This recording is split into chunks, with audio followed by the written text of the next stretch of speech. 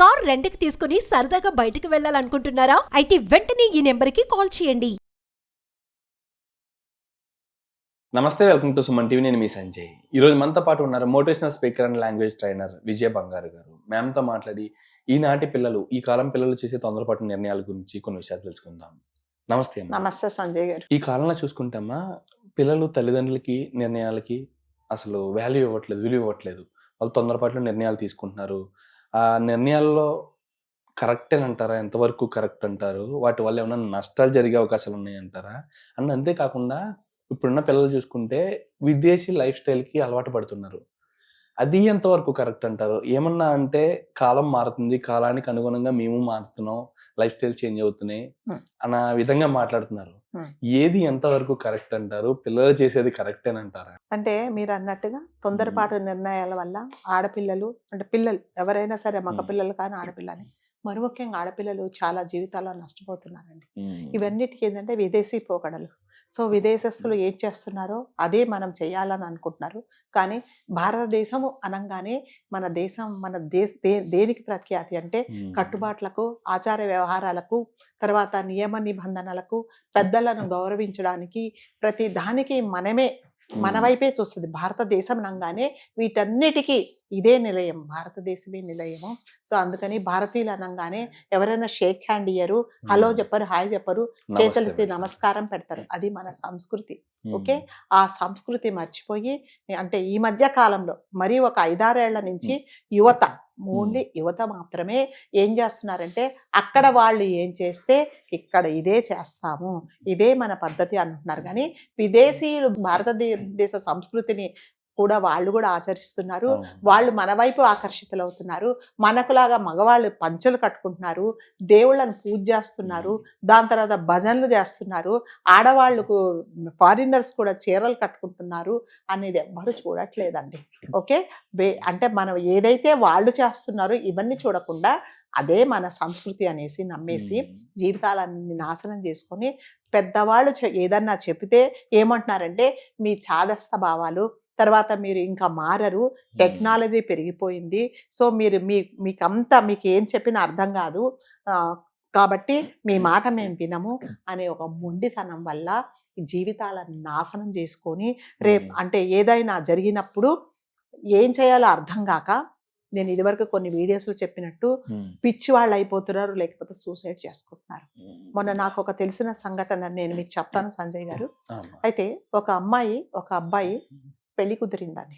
పెళ్లి కుదిరిన తర్వాత జనరల్గా మన సంస్కృతి ఏంటంటే, పెళ్లి తంతు ఎలా ఉంటుందంటే, పెళ్లి కూతురును చేయడము, పెళ్లి కొడుకును చేయడం ఎలా ఉంటుందంటే, పెళ్లి కొడుకు వాళ్ళ ఇంట్లో పెళ్లి కొడుకుని చేస్తారు, పెళ్లి కూతురును వాళ్ళ ఇంట్లో పెళ్లి కూతురుని చేస్తారు, నలుగురు బంధువులు వాళ్ళ తల్లిదండ్రులతో పాటు పసుపు రాసి మంగళ స్నానాలు చేయించి ఒక పద్ధతిగా, అంటే భగవంతుడికి పూజ చేసుకొని అది చేస్తారు. కానీ మొన్న జరిగిన ఒక సంఘటన, అంటే నాకు తెలిసిన ఒక సంఘటన ఏంటంటే, అమ్మాయి అబ్బాయి ఒక్కటే ఇంట్లో నలుగురు చూస్తుండగా అర్ధనగ్నంగా ఒకరి ఒళ్ళో ఒకరు పడుకొని, ఒకరి నోట్లో ఒకరు నోరు పెట్టి, ఎవరైతే ఏమి చూడకూడదో అంటే అసలు అంటే మనం ఒక వీడియో వైరల్ అయిందండి. ఆ వీడియోకు కొన్ని మిలియన్స్ వ్యూస్ వచ్చాయి, కొన్ని లక్షల షేర్లు చేశారు ఆ వీడియో. ఆ వీడియో ఎంత చండాలంగా ఉందంటే, ఎక్కడున్నాం మనము, ఏం చేస్తున్నారు వీళ్ళు అంటే, ఏదైనా ఒకటి, ఒక రహస్యం అనేది, ఒక దాపరికం అనేది మన గుప్పిట్లో ఉంటేనే అందమండి. గుప్పిటి తెరిస్తే ఏమీ ఉండదండి. అలాంటిది వాళ్ళు ఏం చేశారంటే, ఏది చేయకూడదో, ఏ దరిద్రాలు ఎవరు చూడకూడదో, ఓన్లీ 4 గోడల మధ్యలో ఏం జరగాలో, అంటే ఇంకా ఏంటంటే పెళ్ళైన తర్వాత శోభనం తప్ప మిగతా అదంతా మంగళ స్నానాల బదులు ఎంగిలి స్నానాలు చేశారు.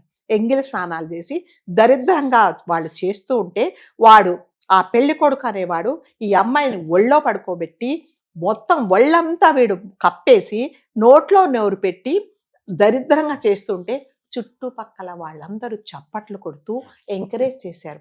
కాకపోతే దీని వెనక మీకు ఒక డౌట్, మేడం తల్లిదండ్రులు ఏం అడలేదా? అంటారు తల్లిదండ్రులు, అమ్మ ఇది మన పద్ధతి కాదు అంటే, ఇప్పుడు అంతా మారిపోయింది, పద్ధతులు మారిపోయాయి, మీకు ఏమి తెలీదు, మీరు నోరు మూసుకొని ఉండండి అని చెప్పేసి, వాళ్ళు ఇష్టం ఉంటే ఇక్కడ ఉండండి లేకపోతే లేదు అంటే, దీనికి కావాల్సిన డబ్బులు ఖర్చు పెట్టడమే మీ బాధ్యత, కానీ మిగతావన్నీ మీరు ఏమి చెప్పొద్దు, మేము వినమని దరిద్రాలు చేసి ఆ వీడియో వైరల్ చేసుకొని ఇన్స్టాగ్రామ్లో పోస్ట్ చేస్తే కొన్ని వేల, ఇదివరకు చెప్పినట్టు కొన్ని లక్షల వ్యూస్ వచ్చాయి, మిలియన్స్ వ్యూస్ వచ్చాయి, లక్షల షేర్లు చేసుకున్నారు. అంతే కదా, ఫ్రీగా మీరు అన్ని చూపిస్తూ ఉంటే ప్రతి ఒక్కరు చిన్న పెద్ద ముసలి ముత్తక తేడా లేకుండా ప్రతి ఒక్కరూ ఆ వీడియోని చూశారు. అంటే ఒకసారి నేను ఎందుకో ఎవరో నాకు పంపిస్తే చూస్తే, అంటే పెద్దవాళ్ళు, నాలాంటి పెద్దవాళ్ళు ఈ దరిద్రం చూడలేక దాన్ని మేము డిలీట్ చేశాం.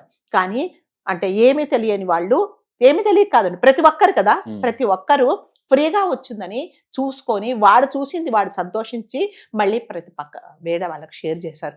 అలాంటి దరిద్రాలు చేశారు. ఓకే, అయిపోయింది. అంటే అమ్మా, ఇప్పుడు పిల్లలంతా ఎలా ఉన్నారంటే ఫారిన్ లైఫ్ స్టైల్ అనే కాకుండా కాలానికి అనుగుణంగా మారుతూ వస్తూ ఉన్నారు. వాళ్ళ లైఫ్ స్టైల్ చేంజ్ చేసుకుంటూ వస్తున్నారు.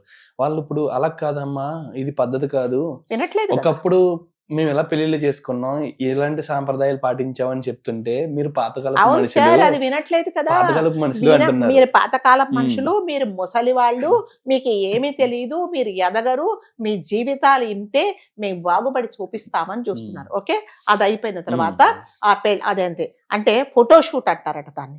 ఆ ఫోటోషూట్ అయిన తర్వాత ఈ అబ్బాయి అదేంటి ఇన్స్టాగ్రామ్ లో పోస్ట్ చేశాడు, ఈ అమ్మాయి కూడా ఈ దరిద్రాన్ని ఇన్స్టాగ్రామ్ లో పోస్ట్ చేసింది. మళ్ళీ చెప్తున్నా, కొన్ని మిలియన్స్ వ్యూస్ అయిపోయినాయి. అయిపోయిన తర్వాత పెళ్లి. సో మళ్ళీ ఏంటి, పెళ్లి తంతు కదా, అంతకంటే ముందు మళ్ళీ ఏం చెప్పారంటే ఇంకొక ఫోటోషూట్ చెయ్యాలి. ఫోటోషూట్ చెయ్యాలి అంటే ఈ అమ్మాయిని మాతో పాటు తీసుకెళ్తామని పెళ్లి కొడుకు అడిగినప్పుడు లేదు, మేము అలా ఎలా పంపిస్తామయ్యా, పెళ్లి కాలేదు, ఏం కాలేదు, సో మేము అలా పంపము అని. సరే, ఇంకా వాళ్ళు ఒత్తిడి చేస్తున్నారు. ఈ అమ్మాయి అంటుంది నేను వెళ్తాను అన్నప్పుడు, అమ్మ ఒక్కదాన్ని వెళ్ళకని చెప్పేసి మేనత్తను ఈ అమ్మాయితో పాటు పంపించారు. పంపించిన తర్వాత పగలంతా ఫోటో షూట్ అయిపోయింది.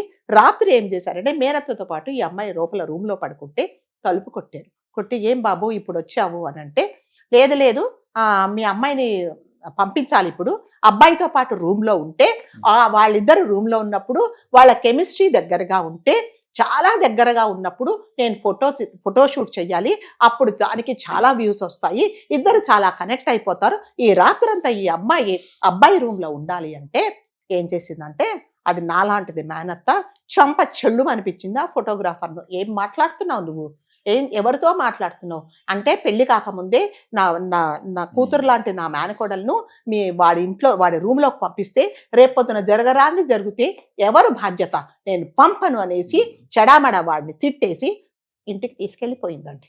తీసుకెళ్లిపోయిన తర్వాత ఆ అమ్మాయిని ఇంటికి తీసుకెళ్ళిన తర్వాత ఈ అమ్మాయి ఏం చేసిందంటే, తల్లి తండ్రికి మేనత్తను బంధువర్గాన్ని మొత్తము తిట్టింది. మీరు మారరా, మీ చాదస్తాల చాలా మారిపోయాయి, ఇప్పుడు వాడితో ఉంటాయంటే నాకు అతనితో నేను ఫోటోషూట్ తప్పను చేస్తాను, మీ ఇష్టం ఉంటే వినండి లేకపోతే లేదని సర్దుకొని వాడి దగ్గరికి వెళ్ళిపోయింది. ఓకే, వెళ్ళిపోయిన తర్వాత ఆ రెండు రోజులు చేశారో 3 రోజులు ఫోటోషూట్ అయిన తర్వాత ఇంటికి వచ్చి, ఓకే, ఇంటికి వచ్చిన తర్వాత సరే పెళ్లి తంతు. అప్పుడు వాళ్ళు చెప్పారనమాట, అమ్మ ఇది ఏం పద్ధతి, ఇది మన పద్ధతి కాదు అంటే, లేదు నాకు ఈ 2 రోజులలో అతనికి నేను చాలా దగ్గర అయిపోయానంటే, అంటే ఇప్పుడు మీకు ఈ వయసే ఎలా దగ్గర అయ్యారో, ఎలాంటి దరిద్రం చేశారో తెలుసు. ఓకే, అయిపోయింది, నేను తప్పకుండా అతన్నే పెళ్లి చేసుకుంటాను అని చెప్పారు. సరే, ఇంకేం చేస్తారు, తల్లిదండ్రులు ఏం చేయలేరు కదండి. పెళ్లి ముహూర్తాలు పెట్టారు. వాళ్ళ తాహతకు మించి అతను అప్పులు చేసి పెళ్లి జరిపిస్తూ ఉన్నప్పుడు, పెళ్లి కొడుకు పెళ్లి పీటల మీదకి రావాలి అనుకున్నప్పుడు ఏం చేశారంటే, పెళ్లి కొడుకు వాళ్ళ అమ్మగారు వచ్చి మీ నాన్నగారికి పలానా చోట ఆస్తులు ఉన్నాయి, ఆ ఆస్తులు మా అమ్మాయి పేరు మీద, ఈ అమ్మాయి పేరు మీద, అబ్బాయి పేరు మీద రాస్తేనే పెళ్లి జరుగుతుంది, లేకపోతే లేదు అని అన్నారు. అన్నప్పుడు ఏం చేశాడంటే, అలా ఎలా అవుతుంది అంటే, మేము పోయిన తర్వాత మా తదనంతరం ఆస్తి అంత అమ్మాయికే కదా, మాకుండేది ఒక అమ్మాయి, అలా కుదరదు, మీరు ఆ ఆస్తులు రాస్తేనే పెళ్లి అవుతుంది అన్నప్పుడు, అప్పటికైనా ఈ అమ్మాయికి బుర్ర పనిచేయలేదు. అప్పుడు చెప్పారు, అమ్మ వద్దమ్మా, వీళ్ళు చాలా డబ్బుల మనుషులు ఉన్నారు, వద్దు మనం పెళ్లి చేసుకోవద్దు అంటే, లేదు నేను అతన్నే పెళ్లి చేసుకుంటా, లేకపోతే నేను సూసైడ్ చేసుకుంటానని తల్లిదండ్రులను బ్లాక్మెయిల్ చేస్తే, తల్లి అనింది పోయింది, ఎప్పుడైనా మనం ఆస్తులు ఇవ్వాల్సిందే కదా అనేసి అంటే ఈ అమ్మాయి పేరు మీద పత్రాలు రాసిన తర్వాత పెళ్లి జరిగిందండి. జరిగిన తర్వాత సంజయ్ గారు ఏమైందంటే, పెళ్లి జరిగిన తర్వాత ఏమవుతుంది, కాపురానికి పంపిస్తారు కదా, కాపురానికి నేను తీసుకెళ్ళాను, హనీమూన్ తీసుకెళ్ళాను అన్నాడు. ఎందుకంటే మీరు ఓన్లీ పత్రాలే రాశారు, రిజిస్టర్ చేయించలేదు ఈ అమ్మాయి పేరు మీద అని. రిజిస్టర్ అయిన తర్వాత ఆ అమ్మాయిని హనీమూన్కి తీసుకెళ్లారు. అన్ని కార్యక్రమాలు అయినాయి. 3 నెలలు బాగా చక్కగా చూసుకున్నాడు. అయిన తర్వాత 4వ నెలలో ఏం చెప్పాడంటే, మీ నాన్నకు ఇంకొక పలానా చోట ఆస్తుంది, అది కూడా మా పేరు మీద రాయమని, మా చెల్లి పెళ్లి చేయాలంటే, అదేంటి మీ చెల్లి పెళ్లి చేయడానికి మా నాన్న ఎందుకు ఆస్తులు అమ్మాలంటే, అది అంతే, వెళ్ళి తీసుకురా అని చెప్పారు. అప్పటికే అంటే 3 నెలలు కలిసి కాపురం చేసింది కదండి, పిచ్చి ఉంది కదా, ఆ మదం దిగిపోయింది ఈ అమ్మాయికి కదా. దిగిపోయి వీడేంటో తెలిసిపోయి నేను తీసుకురాను అని చెప్పింది. తీసుకురాను అన్నప్పుడు, లేదు నువ్వు తీసుకొస్తేనే ఇక్కడ ఉండాలి, లేకపోతే లేదు అంటే, నేను వెళ్ళనని మొండికేసినప్పుడు భయంకరంగా కొట్టేసి ఆ అమ్మాయిని బయటికి తోసేశాడు. ఓకే, తోసిన తర్వాత ఈ అమ్మాయి తల్లిదండ్రుల దగ్గరికి వెళ్ళిన తర్వాత అప్పుడు చెప్పారు, అమ్మ ఆ రోజే చెప్పాము నీకు వీడు డబ్బు మనిషి అమ్మా, నువ్వు వినలేదు నువ్వు మాట అనంటే, మరి నన్ను ఏం చేయమంటారు ఇప్పుడు అని అంటే, నీ ఇష్టం, నువ్వు ఆలోచించుకో, మాకు సంబంధం లేదు, నీకు ఆ రోజే చెప్పాము వెళ్ళొద్దు అని చెప్పావు, పెళ్లి చేసుకోవద్దన్నావు, నువ్వు చేసుకున్నావు, నిన్ను మేము క్షమించము, నువ్వు వెళ్ళిపో అని చెప్పారు. ఆ అమ్మాయి అసలు నేను వెళ్ళను, వాళ్ళు నన్ను కొట్టేస్తున్నాడని చెప్పిన తర్వాత ఒకసారి వెళ్తే వాడు మళ్ళీ తోసేసి నువ్వు వెళ్ళిపోవాల్సిందే, నువ్వు డబ్బులు తీసుకొస్తేనే ఇక్కడికి రావాలని చెప్పాడు. చెప్పిన తర్వాత ఇంకా అమ్మాయికి తెలిసిపోయింది వీళ్ళు డబ్బుల మనుషులు అని చెప్పి. అంటే అంతకంటే ముందు జరగాల్సినవన్నీ జరిగిపోయినాయి కదండి. అప్పుడు ఈ అమ్మాయి ఏం చేసి తండ్రి కాళ్ళ మీద పడి, నన్ను క్షమించండి, నేను తప్పు చేశాను, నేను అక్కడ కలిసి ఉండలేను అని చెప్పింది. అంటే ఎలా కొట్టాడంటే, కొన ఊపిరితో వచ్చింది తండ్రి ఇంటికి, భయంకరంగా ఒళ్ళంతా రక్తం కారుతూ ఇంటికి వచ్చింది అనమాట. ఎటువంటి దాక్షిణ్యం లేకుండా అమ్మాయిని హింసించి పంపించిన తర్వాత ఈ అమ్మాయి ఏం చేసిందంటే, కాళ్ళ మీద పడి వేడుకుంది, నాన్న నా తప్పైందని చెప్పింది, నన్ను క్షమించండి అని. అంటే తల్లిదండ్రులు పిల్లలంత కఠినాత్ములు కారు సంజయ్ గారు. ఆయన ఏం చేశాడంటే, ఈ అమ్మాయి ఇంత నష్టం చేసినా ఏం చేశాడంటే, సరే అమ్మ అని చెప్పేసి దగ్గర తీసుకున్న తర్వాత ఏమైందంటే, నేను ఉండను, విడాకులు తీసుకుంటాను. ఆయన ఏమన్నాడు, కొన్ని రోజులు ఉండు, తగ్గిపోయిన తర్వాత వెళ్దు గాని అంటే, నేను విడాకులు తీసుకుంటాను, నేను ఉండను అంటే అతను క్షమించలేదండి. విడాకులు తీసుకుంటే తీసుకో, మాకు సంబంధం లేదు, కానీ నువ్వు మాత్రం ఇక్కడ ఉండడానికి వీలు లేదు అని చెప్పాడు. చెప్తే మరి నన్ను ఎవరు ఆదరిస్తారంటే, నీ తొందరపాటు నిర్ణయం వల్లే కదా ఈ రోజు ఈ పరిస్థితికి వచ్చావు, సో నేను క్షమించనని ఆయన చెప్పాడండి. చెప్పినా కూడా ఈ అమ్మాయి పరిస్థితి అదే. అక్కడికి వెళ్తే తల్లులు, ఇక్కడికి వస్తే ఈయన డబ్బులు ఇయ్యనని చెప్తాడు, ₹1 ఇయ్యనని చెప్పాడు. చెప్పిన తర్వాత మరి నాన్న నా పరిస్థితి ఏంటి, విడాకులు తీసుకొని నేను ఇక్కడ ఉండిపోతాను అంటే, సంజయ్ గారు వాళ్ళ నాన్నగారు ఫోన్ తీసి చూపించాడు, ఇదిగో నువ్వు చేసిన దరిద్రం ఏంటో, అంటే ఫోటోషూట్ పేరుతో మీరు ఏం దరిద్రాలు చేశారో ఇవి కొన్ని వేల మంది, కొన్ని లక్షల మంది చూశారు. ఇది చూసిన తర్వాత నువ్వు సొసైటీలో ఎలా బతుకుతావు? సో ఈ బతికే బదులు అతను భర్త పెట్టే టార్చరే నీకు మంచిది, వెళ్ళిపో అని చెప్పాడు.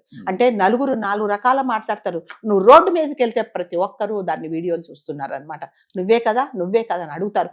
ఆ టార్చర్ కంటే నీకు ఇదే టార్చర్, వెళ్ళిపో అని చెప్పాడు. వెళ్ళిపోమని చెప్తే, నానా నాకు ఇంకా గతి లేదు, నేను అక్కడ పోతే నేను ఉండలేను అంటే, తండ్రి కదండి మళ్ళీ అక్కును చేర్చుకొని విడాకులు వచ్చేదాకా కోర్టు చుట్టూ తిరిగి విడాకులు తీసుకున్న తర్వాత ఏమైందంటే, మరి ఇప్పుడు అమ్మాయికి జీవనోపాధి ఎట్లాగా, మరి బతకాలి కదా. సరేని ఉద్యోగానికి పోతే ప్రతి ఒక్కరు బయటికి వెళ్తే చాలు, ప్రతి ఒక్కడు నీకు ఇప్పుడు మొగుళ్ళు లేడు కదా, ఎంతకొస్తావు, రాత్రికి ఎంత తీసుకుంటావు, 4 ఉన్నాము 5 మంది ఉన్నామని అసహ్యంగా ప్రాణం పోయేలాగా ఆమెతో మాట్లాడినప్పుడు ఆ అమ్మాయి ఏం చేయాలో అర్థం కాక, 1 చోట 2 చోట్ల ఎన్నో వదిలేసినా కూడా ఆ అమ్మాయికి ఆ టార్చర్ తప్పలేదండి. దాని తర్వాత ఏమైందంటే, సంజయ్ గారు లాస్ట్కి ఏమైందంటే, ఆ అమ్మాయి పిచ్చిదైపోయింది. ఇప్పుడు ఎక్కడుందంటే పిచ్చి ఆసుపత్రిలో ఉంది. వీటన్నిటికీ ఎవరండి కారణం? మీ తొందరపాటే కదా. ఆ రోజు ఎప్పుడైతే వాళ్ళు డబ్బులు అడిగారో పెళ్లి మండపం మీద వద్దు అన్నప్పుడు నీకు ఈ రోజు ఇది ఉండేది కాదు. పెద్దవాళ్ళు ఏదన్నా చెప్తే తొందరపాటు నిర్ణయాలు తీసుకుంటారు, మీ జీవితాలు మీరు నాశనం చేసుకుంటారు. అంటే ఒక ఫ్యామిలీ అంటే సంజయ్ కాదు, మీ చుట్టూ అన్నలు, తమ్ముళ్ళు, మీ నాన్న, మీ అమ్మగారు, మీ బంధువర్గాలు అందరూ ఉంటారండి. మీరు ఒక్కరు పైనుంచి కింద ఊడిపడలేదు. సో మీరు ఏదైనా నిర్ణయాలు తీసుకున్నప్పుడు వీళ్ళందరూ ఎఫెక్ట్ అవుతారు అనేది తప్పకుండా ఆడపిల్లలు ఆలోచించుకోవాలండి. ఇవాళ అమ్మాయి జీవితం నాశనం కావడానికి 99.9% ఎవరంటే ఆ అమ్మాయే కారణం. సో నేను అందరికీ చెప్పేది ఏంటంటే దయచేసి అంటే మొండితనం వల్ల మీ జీవితాలను నాశనం చేసుకుంటే లాస్ట్కి ఏమవుతుందంటే పిచ్చి వాళ్ళు అయిపోతారు అనమాట. ఎవడు చూసినా ఇంతకొస్తావా అంతకొస్తావా, నీకు మొగుళ్ళు లేడు కదా, ఎలా ఉంటావు, ఈ రాత్రికి నిద్ర పట్టదా, నేను వస్తాను అన్నప్పుడు ఇంకెందుకంటే అమ్మాయి బతికి, ఇవన్నీ మీ నిర్ణయాలే కదా. కాబట్టి నేను ప్రతి ఒక్కరికి చెప్తున్నాను, అమ్మాయిలు దయచేసి తల్లిదండ్రులు ఎందుకు చెప్తున్నారో ఒకసారి ఆలోచించుకోండి, లేకపోతే మాత్రం జీవితాలు ఇలాగే అయిపోతాయండి. ఇది అందరూ ప్రతి ఒక్కరు ఒక గుణపాఠం లాగా చూసుకోవాలి. అవునమ్మా, తప్పకుండా. ప్రతి ఒక్కరు కూడా, పిల్లలు కూడా తల్లిదండ్రులు చెప్పేదాన్ని చేదస్తంలా చూడకుండా ఒక్కసారి వాళ్ళు చెప్పేది నిజమేనా అబద్ధమా, అసలు అది వాస్తవం అనేది తెలుసుకోండి. తల్లిదండ్రులు చెప్పేది ప్రతి మాట కూడా మన మంచి కోసమే చెప్తారు. ఒకటి ఏంటంటే మీకు తెలియదు, మీరేమీ మాట్లాడద్దు, మేము చెప్తా, మా ఇష్టం వచ్చినట్టు మేము చేస్తాం అన్నందుకే కదా ఇవాళ నీ జీవితం నాశనం అయిపోయింది. కాబట్టి ప్రతి ఒక్కరు, ప్రతి పిల్లలు తల్లిదండ్రులు ఎందుకు చెప్తున్నారో అని మీరు ఒక పాయింట్ వింటే మీ జీవితాలు బాగుపడతాయి. లేకపోతే ఆలోచించకుండా నేను పట్టిన కుందేటికి 3 కాళ్ళు అంటే జీవితాలలో నాశనం అయిపోయి 100 సంవత్సరాలు బతకాల్సిన వాళ్ళు మీ జీవితాలు మీరు అర్ధాంతరంగా మీరే ముగించుకోవాల్సి వస్తుంది. నిజంగా అమ్మా, ప్రతి ఒక్కరు ఇది ఒక గుణపాఠం లాగా తీసుకోవాలమ్మా. ఇది ఎక్కడో జరిగింది అనుకోవడం మానేసి నిజంగా మన లైఫ్ లో ఇలాంటి జరగకూడదు ఉండాలంటే నిజంగా తల్లిదండ్రులు చెప్పే మాటలకు మనం గౌరవం ఇవ్వాలి. ఒకసారి విని ఆచరణలో పెడితే మంచిదమ్మా. నిజంగా మన మంచి కోరే వాళ్ళు ఎవరుంటారమ్మా? మన కన్న తల్లిదండ్రులు తప్పితే పక్కన ఉన్న వాళ్ళ అన్నదమ్ములు కూడా ఇప్పుడున్న రోజుల్లో మనం మంచి కోరే వాళ్ళు లేరు. అలాంటి మన మంచి కోరే తల్లిదండ్రుల మాట వినకపోతే ఇంకెందుకు? అంతే కదా మరి. సో ప్రతి ఒక్కరికి నేను కోరుకుండేదంటే ఈ కాలం యువతకి విదేశీల ప్రకారం వాళ్ళ ప్రకారం ఉండండి, కానీ మన సంస్కృతి ఏంటి, మనమేంటి అనేది మీరు తప్పకుండా మనసులో పెట్టుకుంటేనే మీ జీవితాలు బాగుపడతాయి. లేకపోతే ఎటు పోతారో, గాలిపటాలు ఎటు ఎగిరిపోతాయో తెలియనట్టు వెళ్ళిపోతారు. అంతే. థ్యాంక్ యూ అమ్మా, థ్యాంక్ యూ వెరీ మచ్.